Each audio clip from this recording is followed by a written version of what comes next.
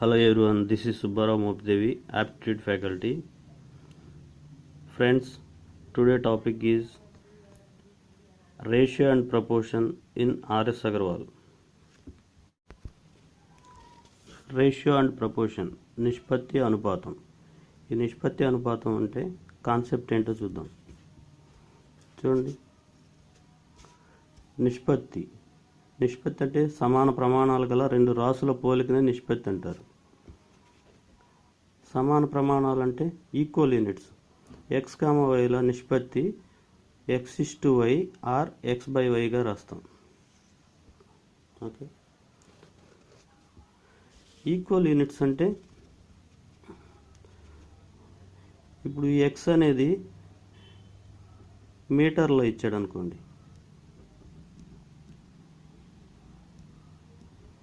మీటర్లో ఇస్తే వై అనేది మీటర్లో కానీ కిలోమీటర్లో కానీ సెంటీమీటర్లో కానీ ఇవ్వాలి.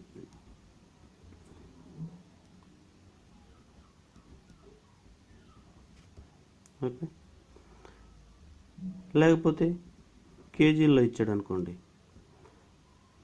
ఇది కేజీలో కానీ గ్రామ్స్లో కానీ ఉండాలి. ఓకే, అది ఈక్వల్ యూనిట్స్ అంటే రెండు సమాన ప్రమాణాలు ఉండాలి. ఇప్పుడు మీటర్లు ఇచ్చి ఇటు వై కిలోల్లో ఇచ్చాడు అనుకోండి, కనుక్కోవటం సాధ్యం కాదు. అలాగే ఇక్కడ కిలోస్ ఇచ్చి ఇక్కడ లీటర్లు ఇచ్చాడు అనుకోండి, లీటర్ కానీ మిల్లీ లీటర్ కానీ, అలా కూడా సాధ్యం కాదు. సో ఈక్వల్ యూనిట్స్ సమాన ప్రమాణాలు అంటే ఈ విధంగా ఉండాలి. ఇక్కడ ఎక్స్ని పూర్వపదం, వైని పరపదం అంటారు. పూర్వపదం అంటే ఇంగ్లీష్లో యాంటిసిడెంట్ అంటారు, పరపదం అంటే కన్సిక్వెంట్. ఓకే, నిష్పత్తి రకాలు చూడండి. వర్గ నిష్పత్తి, XYల వర్గ నిష్పత్తి x²:y². అంటే XYలు 2, 3 అనుకుంటే వాటి వర్గ నిష్పత్తి ఏమవుతుంది? 2²:3². 2² 4, 3² 9, 4:9. వర్గమూల నిష్పత్తి, వర్గ నిష్పత్తి అంటే డూప్లికేట్ రేషియో అంటారు. వర్గమూల నిష్పత్తి అంటే సబ్ డూప్లికేట్. XYల వర్గమూల నిష్పత్తి √(x)/√y. 25, 49లు XYలు 25, 49లు అనుకుంటే √25 √49. √25 అంటే 5, √49 అంటే 7, 5:7. ఘన నిష్పత్తి, ట్రిపులికేట్ రేషియో. ఘన నిష్పత్తి, XYల ఘన నిష్పత్తి x³ y³. ఇవి XYలు 2, 3లు అనుకుంటే 2³ 3³. 2³ అంటే 8, 3³ 27, 8:27. ఘనమూల నిష్పత్తి, సబ్ ట్రిపులికేట్ రేషియో. XYల ఘనమూల నిష్పత్తి √(x)/3y. XYలని 125, 729 అనుకున్నాం అనుకోండి, వాటి ఘనమూల నిష్పత్తి ఏమవుతుంది? √(125)/729. √125 5, √729 అంటే 9, 5:9. ఓకే, ఉమ్మడి నిష్పత్తి. ఉమ్మడి నిష్పత్తి అంటే A:B 2:3, B:C 6:5 ఇచ్చాడు. A:B:C ఎంత? ఇది ఉమ్మడి నిష్పత్తి. అంటే B కామన్గా ఉంది కనుక A:B:C ఉమ్మడి నిష్పత్తి కనుక్కోమంటాడు. దాన్ని A:B 2:3. ఇప్పుడు B:C ఎంత? 6:5. ఓకే, చూడండి, ఫస్ట్ ఈ రెండు 2 × 6 12. నెక్స్ట్ ఈ రెండు 3 × 6 18. నెక్స్ట్ ఈ రెండు 3 × 5 15. వీటిలో కామన్గా ఏమైనా క్యాన్సిల్ అయితే క్యాన్సిల్ చేయొచ్చు. 3 క్యాన్సిల్ అవుతుంది కదా, 4 times, 6 times, 5 times. సో 4:6:5. ఇది A:B:C. ఇది ఉమ్మడి నిష్పత్తి, కంబైన్ రేషియో అంటారు. ఇది 2 నిష్పత్తులు ఇస్తే ఈజీగా చేయొచ్చు. 3, 4 అంతకంటే ఎక్కువ ఇస్తే ఈ విధంగా గుర్తుపెట్టుకోవడం అనేది కొంచెం కష్టం అవుతుంది. సో ఇప్పుడు చూడండి, 2:3 A:B:C కదా, 2:3 6:5. ఇక్కడ C ప్లేస్ ఖాళీ ఉంది, ఇక్కడ A ప్లేస్ ఖాళీ ఉంది. ముందు ఏ నెంబర్ అయితే ఉందో ఆ నెంబర్ ఇక్కడ రాసుకుంటాం. ఇక్కడ చూడండి, ముందు ఖాళీ ఉంది కదా, తర్వాత ఏ నెంబర్ ఉంది, 6 ఉంది. ఇప్పుడు ఈజీగా గుణించవచ్చు. 2 × 6 12, 3 × 6 18, 3 × 5 15. ఇప్పుడు ఈ విధంగా క్యాన్సిల్ చేస్తే 4:6:5. ఓకేనా. ఇది ఇంకా సింపుల్గా చేయాలంటే ఇంకో పద్ధతి ఉంది చూడండి. A:B 2:3, B:C 6:5. ఇక్కడ B 3 ఉంది, ఇక్కడ B 6 ఉంది. ఆ B వాల్యూని ఈక్వల్ చేసామనుకోండి, ఈజీగా అయిపోతుంది. చూడండి,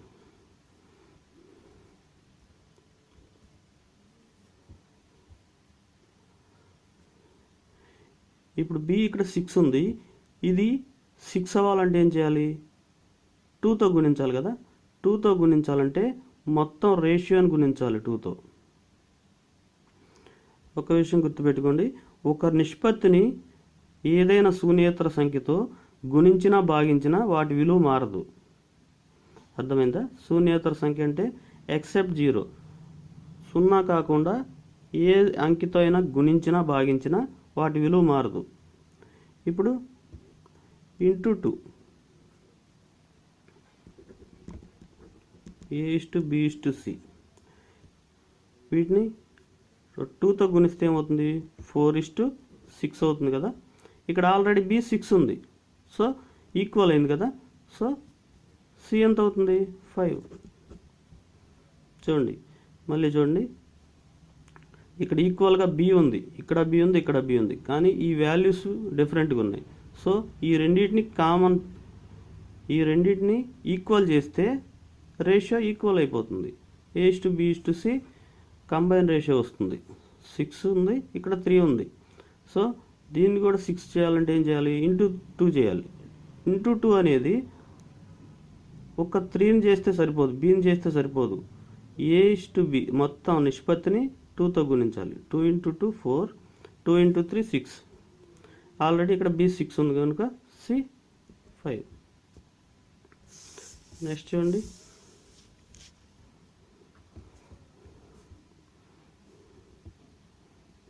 ఇక్కడ చూడండి, A:B 3:8, B:C 4:3, C:D 9:5.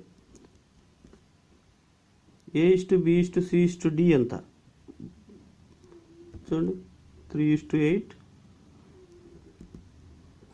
4:3, C:D 9:5. ఇప్పుడు వీటిని చేయాలంటే ఫస్ట్ ఈ 3ని గుణించాలి. 3 4 9, నెక్స్ట్ 8 4 9, నెక్స్ట్ 8 3 9,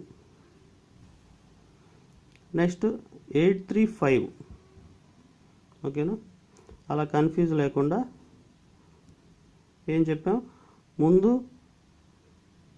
8 ఉంది, తర్వాత 2 ఖాళీలు ఉన్నాయి కనుక ఈ ఖాళీ ఉన్న చోట 8 రాసుకుంటాం. ఓకే. ఇక్కడ ముందు 3 ఉంది, తర్వాత ఖాళీ ఉంది కనుక 3 రాస్తాం. ఇక్కడ తర్వాత 4 ఉంది కనుక 4 రాస్తాం. ఇక్కడ ముందు 2 ఖాళీలు ఉన్నాయి, నెక్స్ట్ ఏ నెంబర్ ఉంది, 9 ఉంది, 9 రాస్తాం. ఓకేనా. 3 × 4 12, 12 × 9 108, 8 × 9 72, 72 72 into 4 288.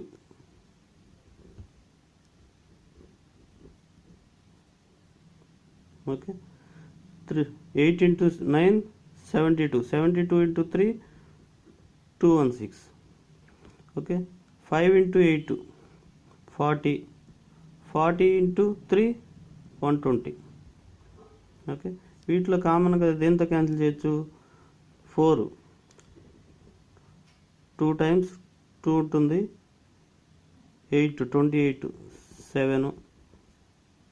ఓకే, 28లో 7 2, 20లో 5 times 4 times, 120లో 30 times. ఇంకా 3తో క్యాన్సిల్ చేయొచ్చా? 9 24 జార్. ఓకే, 54లో 1 time 8 times, 30లో 10 times, 9:24:18:10. ఇది క్యాలిక్యులేషన్ ప్రాసెస్, అంటే టైం వేస్ట్ ప్రాసెస్ అన్నమాట.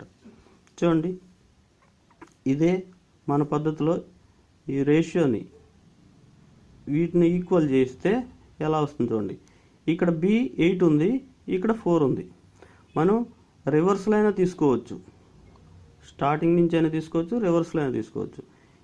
A:B 3:8, B:C 4:3. ఇక్కడ B8 ఉంది, ఇక్కడ 4 ఉంది.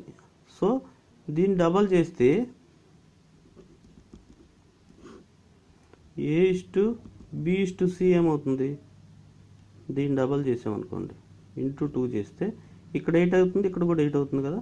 సో A:B 3:8, ఇక్కడ B 2 into 4 8, 2 into 3 6.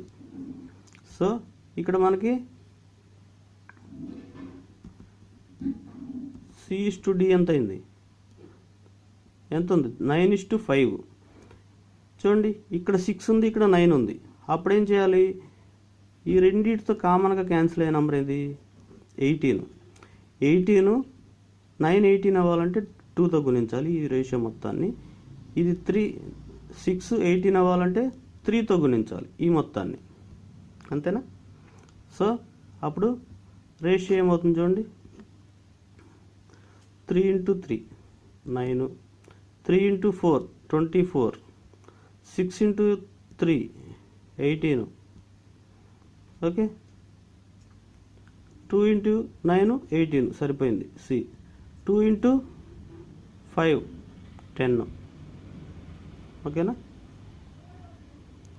ఇలా చేస్తే చాలా సింపుల్గా 3 రేషియోస్ ఇచ్చినా, 4 రేషియోస్ ఇచ్చినా కానీ, 5 రేషియోస్ ఇచ్చినా కానీ ఈక్వల్ చేస్తే చాలా ఈజీగా ఉంటుంది. ఓకే, నెక్స్ట్ చూడండి. A:B 7:2, B:C 4:5, C:D 10:9, D:E 3:4. Then find the A:B, C:D, E combined ratio. చూడండి, ఇది ఎలా రాస్తాం? 7:2, B:C 4:5, C:D 10:9, D:E 3:4.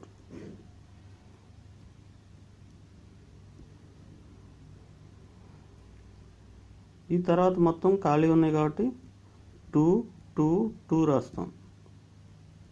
ఓకేనా?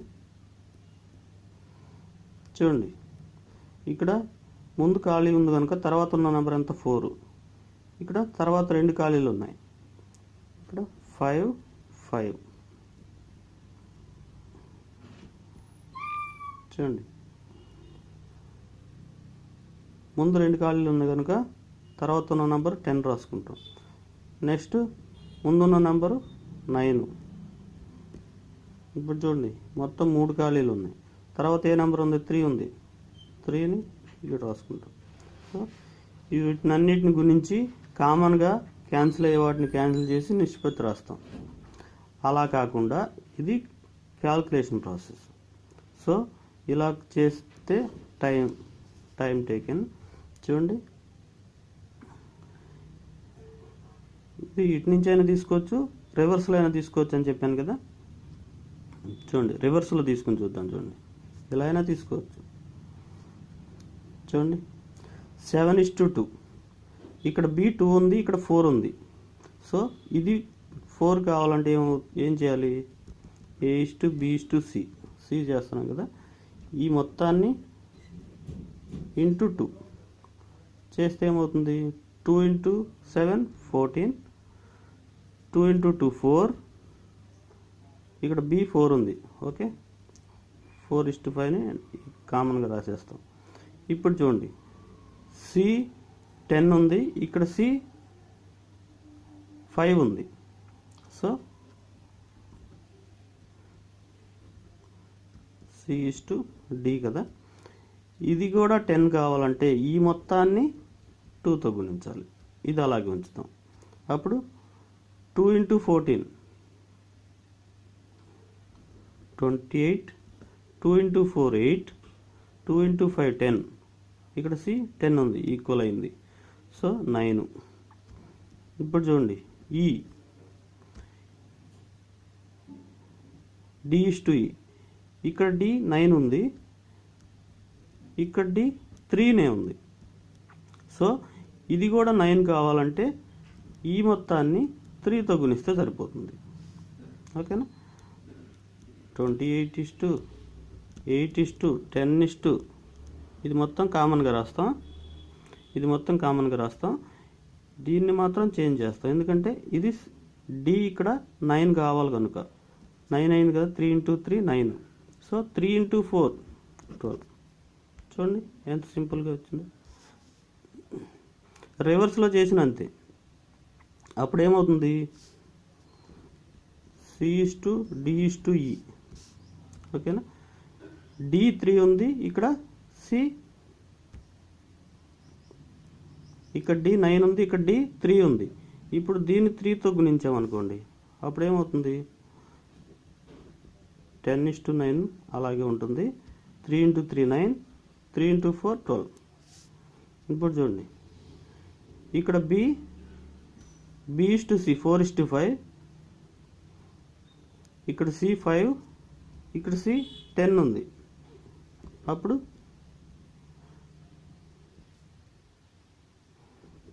4:5 కదా, ఇది కూడా 10 కావాలంటే ఇంటూ 2 చేస్తాం. అప్పుడు 2 × 4 8, 2 × 5 10, 9 12. ఓకే, B:C:D:E వచ్చింది. చూడండి, A:B. ఇక్కడ B2 ఉంది, ఇక్కడ B ఎంత ఉంది? 8 ఉంది. అంటే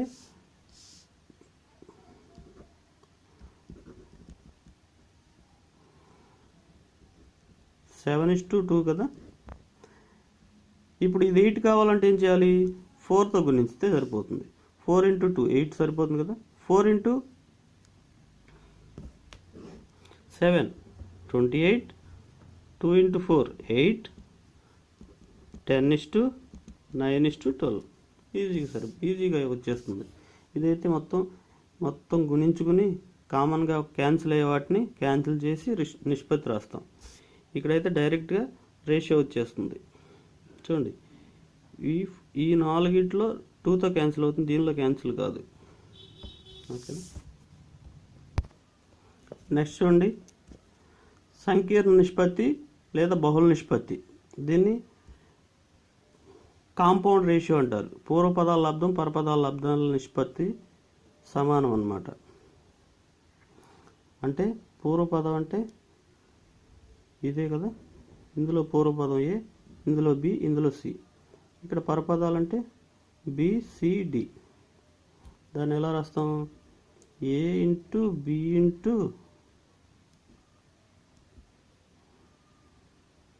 C = B × C × D. BB cancel, CC cancel అయితే A:D. ఇది బహుళ నిష్పత్తి. ఫస్ట్ది లాస్ట్ది వస్తుంది బహుళ నిష్పత్తి అంటే. అలా కాకుంటే ఇప్పుడు రేషియోని ఎలా రాస్తాం? A/Bని A/B A/Bగా రాస్తాం కదా, B/Cని B/C, C/Dని C/D, C cancel, B cancel, A/D that equal to A/D. Okay, అది బహుళ నిష్పత్తి. విలోమ నిష్పత్తి అంటే పూర్వపదాన్ని పరపదంగా, పరపదాన్ని పూర్వపదంగా రాసుకోవటం. y ఇటు వస్తుంది, x ఇటు వెళ్తుంది, y/x. 2:3కి 3:2 అంటే 2:3 బహుళ నిష్పత్తి. 2:3 విలోమ నిష్పత్తి ఏమవుతుందంటే 1/2:1/3. విలోమం అంటే ఏంటి? Inverse ratio. ఇన్వర్స్లీ ప్రపోర్షన్ అంటే ఒకటి పెరిగితే ఒకటి తగ్గుతుంది, ఒకటి తగ్గితే ఒకటి పెరుగుతుంది. ఓకేనా? ఇప్పుడు వీటితో కామన్గా క్యాన్సిల్ అయ్యేది 6 కదా, 6 ఇలా తీసుకుంటాం. 6లో 2 3 టైమ్స్, 3 × 1 3, 3 2 టైమ్స్, 2 × 1 2. ఈ డినామినేటర్ లేకుండా ఈ నిష్పత్తిని రాసుకుంటాం 3:2. అలా 3 ఇచ్చాడు అనుకోండి, 2:3:4 ఇన్వర్స్ రేషియో. విలోమ నిష్పత్తి ఎంత అంటే ఇలా అయితే డైరెక్ట్గా మార్చి రాసేస్తాం, 2ని 2 3ని 1 రాసేస్తాం. ఇక్కడైతే ఇలా తీసుకుంటాం 1/2:1, 1/3:1, 1/4. వీటిలో కామన్ క్యాన్సిల్ అయ్యేది 12 అంటే ఎల్సిఎం అన్నమాట. 2 6 టైమ్స్ పోతుంది. Okay, 3 4 times, 4 × 1 4, 4 3 times, 3 × 1 3. ఇది విలోమ నిష్పత్తి. నెక్స్ట్ అనుపాతం. రెండు నిష్పత్తుల సమానత్వం. సమానత్వం అంటే A/B ప్రపోర్షనల్ రేషియో C/D. ఇది నిష్పత్తి సింబల్ కదా, రేషియో సింబల్. ఇది అనుపాత నిష్పత్తి, అనుపాతం సింబల్ అంటే ప్రపోర్షనల్ రేషియో. ఇది ఈక్వల్కి సమానం. ఓకే, ఇలా రాసినా ఒకటే. రెండు నిష్పత్తులు సమానం అయితే మధ్యమ లబ్ధం అంతిమ లబ్ధానికి సమానం. మధ్యమ లబ్ధం అంతిమ లబ్ధానికి సమానం అంటే BC = AD. ఇది రూలు. రెండు నిష్పత్తులు సమానంగా ఉన్నాయంటే మధ్యమ లబ్ధం అంతిమ లబ్ధానికి సమానం అని. చతుర్థానుపాతం అంటే ఫోర్త్ ప్రపోర్షన్. దీని నుంచి A B C ఇస్తాడు, D కనుక్కోవాలి. అంటే 4వ అనుపాతం కనుక్కోమంటే వీటి నుంచి BC = AD కదా, D కావాలంటే D = BC, A ఇటు వస్తే భాగిస్తుంది కదా. అది తృతీయ అనుపాతం అంటే థర్డ్ ప్రపోర్షన్. A Bలు ఇస్తాడు, C కనుక్కోవాలి. ఓకే, అప్పుడు A/B = B/C తీసుకుంటాం. మధ్యమ లబ్ధం అంతిమ లబ్ధానికి సమానం కదా, B² = AC. ఇప్పుడు C కావాలి కనుక C = B²/A. ఇది ద్వితీయ అనుపాతం అంటే ఇచ్చిన వాటిని ACలు అనుకోవాలి, B కనుక్కోవాలి మధ్యలోది. ద్వితీయ అనుపాతం లేదా మధ్యమ అనుపాతం, మీన్ ప్రపోర్షన్. ఓకే, వీటి నుంచి B² = AC. B² = AC అయితే B కనుక్కోవాలి కనుక B = స్క్వేర్ ఉంది కనుక ఇటు √AC.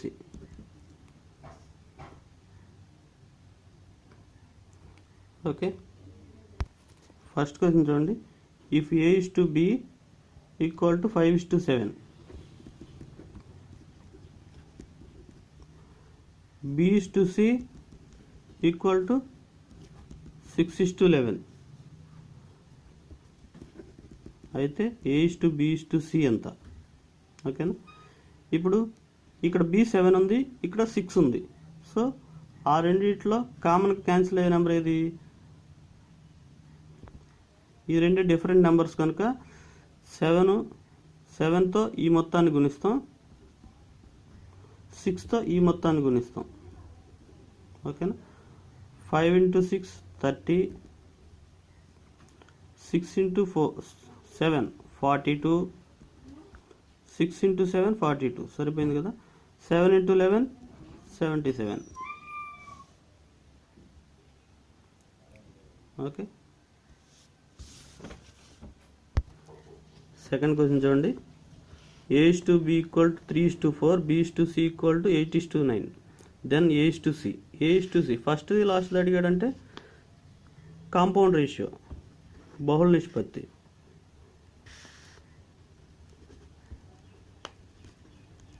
(3:4), B/C 8:9. ఓకేనా? ఇది రేషియో కనుక్కొని తర్వాత A/C కనుక్కోవచ్చు. అంత చేయాల్సిన అవసరం లేదు. A/B × B/C ఏమవుతుంది? BB క్యాన్సిల్ అయితే A/C అంటే A/C అని కదా. 3/4 8/9. 4 2 times, 3 3 times, 2/3 that equal to 2:3. అంతే కదా. BB క్యాన్సిల్ అయితే ఇది ఏమవుతుంది? A/C అంటే A/C. Okay. A/C = 2:3. Next question చూడండి. ఇఫ్ A/B = 8:15, B/C = 5:8 and C/D = 4:5, then A/D is equal to ఫస్ట్ది లాస్ట్ అడిగారు కనుక ఇది కూడా బహుళ నిష్పత్తి. ఓకే. A/B × B/C × C/D. ఇప్పుడు BB CC క్యాన్సిల్ అయితే A/D A/D అనే కదా. 5 3 times, 8 క్యాన్సిల్. ఓకే. పైన ఉంది 4, 3 × 5 15. ఓకే. A/D = 4:15. నెక్స్ట్ క్వశ్చన్ చూడండి.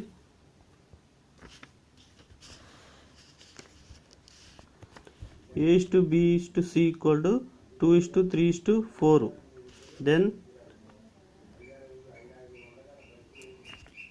A/B B/C C/A. అంటే వాల్యూస్ సబ్స్టిట్యూట్ చేయటమే. A/B B/C C/A. A అంటే ఎంత? A అంటే 2, B అంటే 3, B 3, C 4, C 4, A 2. Okay. వీటిలో కామన్గా క్యాన్సిల్ అయ్యే నెంబర్ ఇది 12 కదా. ఎల్సిఎం 12.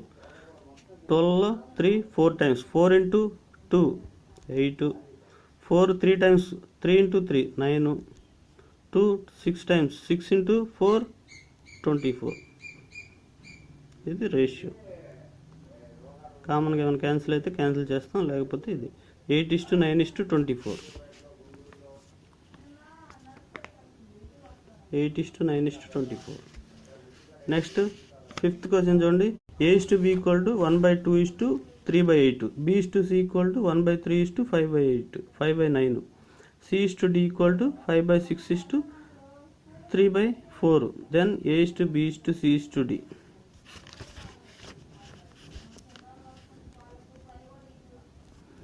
A/B 1/2:3/8.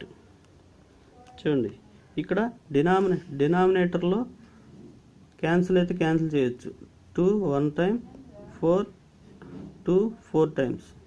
ఇప్పుడు క్రాస్ మల్టిప్లికేషన్ చేస్తే 4 1 × 3 3.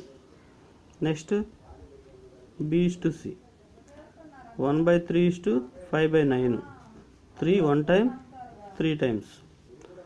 క్రాస్ మల్టిప్లికేషన్ చేస్తే 3 into 1 3, 5 into 1 5. B/C equal to 3:5. Next C/D. C/D equal to 5/6:3/4. Okay, ఇక్కడ 2తో క్యాన్సిల్ చేయొచ్చు. 2 times 3 times 2 into 5 10, 3 into 3 9. Okay, ఇప్పుడు చూడండి ఇక్కడ A/B/C/D. ఇక్కడ B క్యాన్సిల్ 3 కామన్గా ఉంది కదా, 4:3:5. ఇక్కడ చూడండి 10:9 ఉంది. సో ఇది కూడా 10 కావాలంటే ఇంటూ 2 చేస్తే సరిపోతుంది. ఓకేనా, C ఈక్వల్ అవుతుంది కదా, 2 into 4 8, 3 into 2 6, 5 into 2 10. ఈ 10 సరిపోయింది.